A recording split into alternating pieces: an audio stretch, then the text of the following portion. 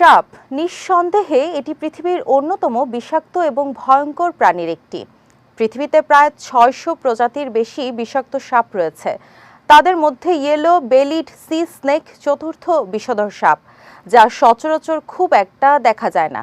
কিন্তু সাম্প্রতিক সময়ে বাংলাদেশের বেশ কিছু অঞ্চলে দেখা মিলেছে এই সাপটির।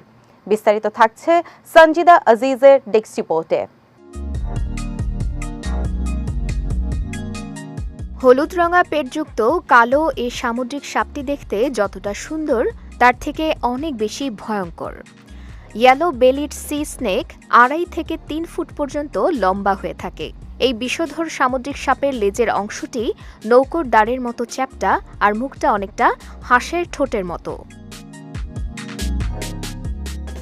বাংলাদেশের বেশ কিছু উপকূলীয় এলাকায় দেখা যাচ্ছে এই বিষধর সাপ, যার এক ছোবলেই মৃত্যু অনিবার্য।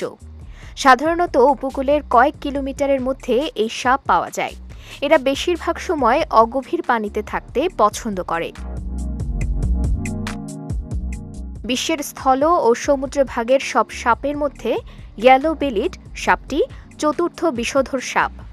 গত বছর কক্সবাজার ও কুয়াকাটা সমুদ্র সৈকতে দেখা গিয়েছিল বিরল এই সাপটি। কিছুদিন আগে নোয়াখালীর হাতিয়ায় দেখা মিলেছে এই সাপের।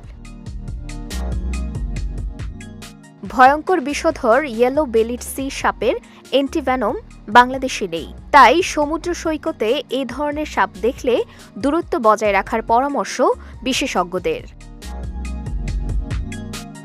সঞ্জিদা আজিজ, বিজয় টিভি, নিউজ ডেস্ক।